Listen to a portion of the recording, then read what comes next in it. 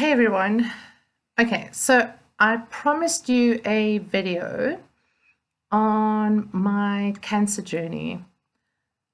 This might be a little bit of a longer video, so brace yourself. But it's an important video for people that are going through the journey themselves, that have people that they're supporting that are going through some sort of a cancer journey or an illness journey. It's important for your kids. It's important for parents. It's important for most people to know, because friends, family, you all know someone who's had cancer or has passed on from cancer. So for me, my cancer journey started in 2013 in October, and was breast cancer. People were saying that at the time that breast cancer is not painful. The only reason I picked up, and this is the important thing you need to understand, is you need to listen to yourself, listen to your body. The only reason I picked up that I have breast cancer was because there was a pain. I went to my GP. My GP checked. He couldn't find anything. Gave me a letter reference for a mammogram to be done, and I still waited another 2 weeks. Because there was a part of me that knew this is it. Okay, so there's some times that you know certain things, and this was one of those. I went and I plucked up the courage. I phoned the Monday morning. I went the Monday afternoon, so I took off work early a little bit, and I went to go and get my mammogram. Told nobody. I could see on the radiologist's face, because they obviously they've seen many, squishy booby thingies. Yes, you knew it was going to come. But they've seen many of those and cleared many people, and they know what the difference is when it's cancerous or not. And I could see on the radiologist's face, so I already knew. So that's when I already started trying to hold back tears, because I knew. Then I went for the biopsy in the rooms at the same time. But uncontrollably, when I got home that Monday, I couldn't stop crying. I knew, single mom, and I've got cancer. And at the time, it was huge. I did not tell kids. They were very young. I mean, this is now 7 years ago. My kids are now 14 and 16. So it was a number of years ago.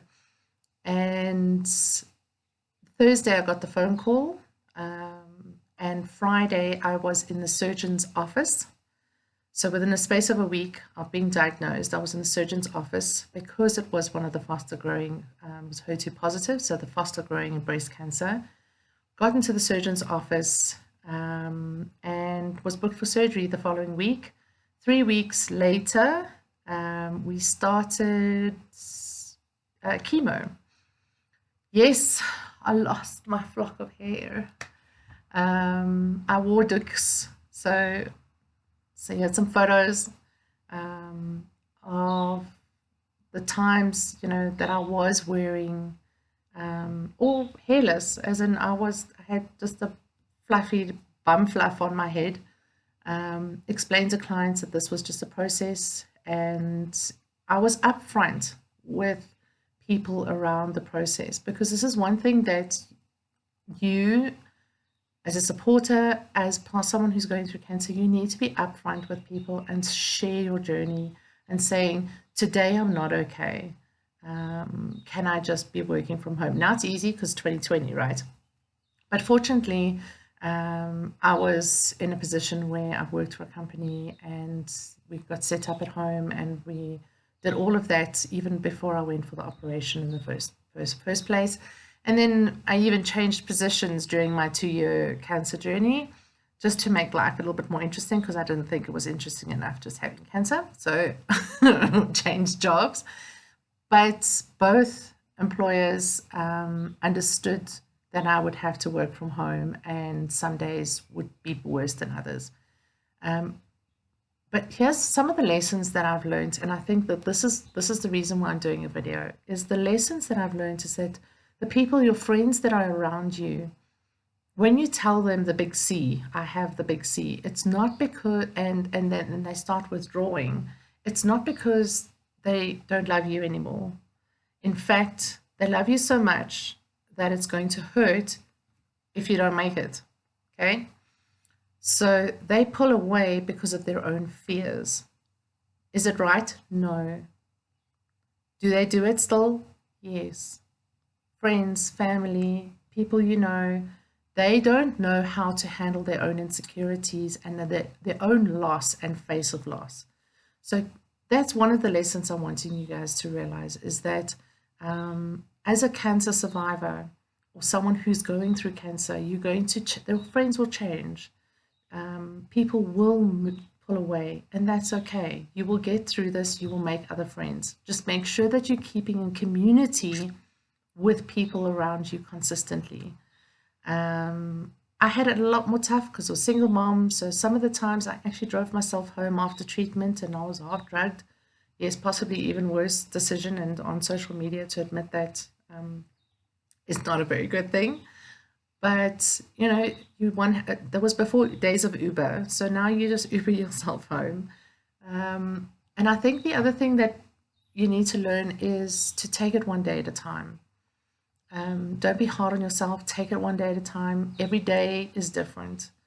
I'm sharing some of the photos during this video that you'll see that I was allergic to my treatment. So I had a whole lot of cortisone during treatment, and I got moon face and pimple face. So I looked like a press the button Teletubby. And yes, I can laugh about it now, and I still laughed about it. We laughed often. So the kids and I laughed often because of the allergies and everything else to the treatment.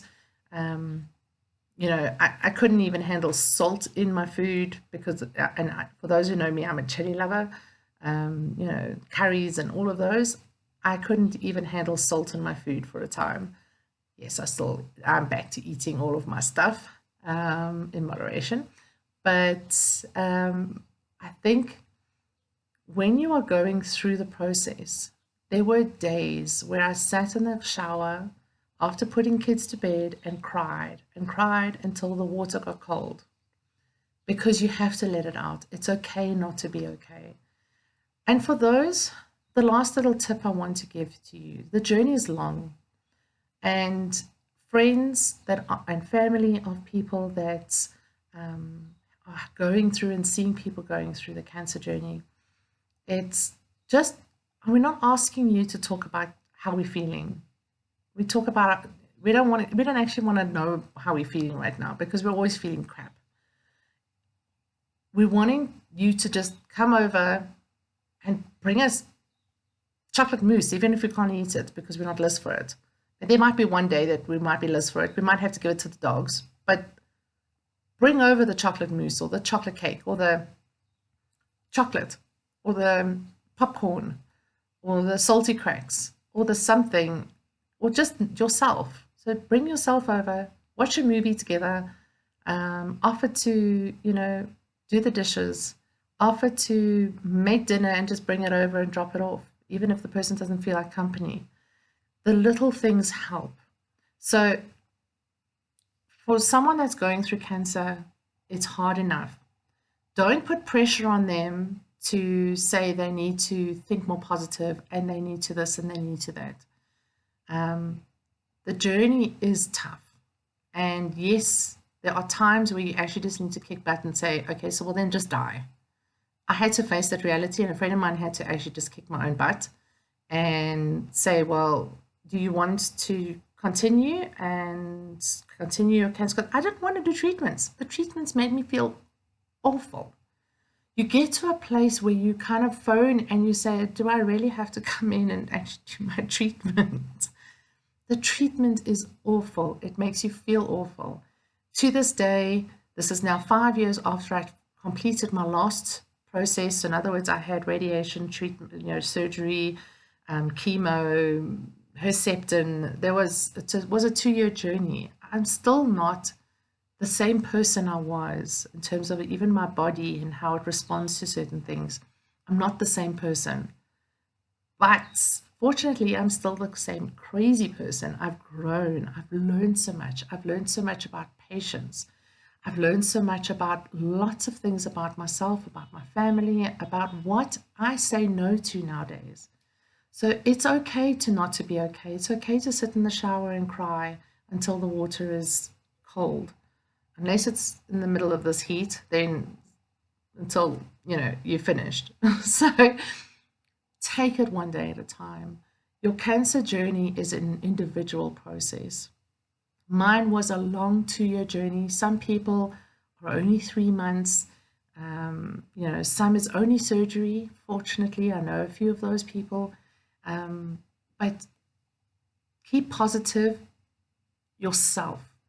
Keep the energy yourself. Make sure that you are looking.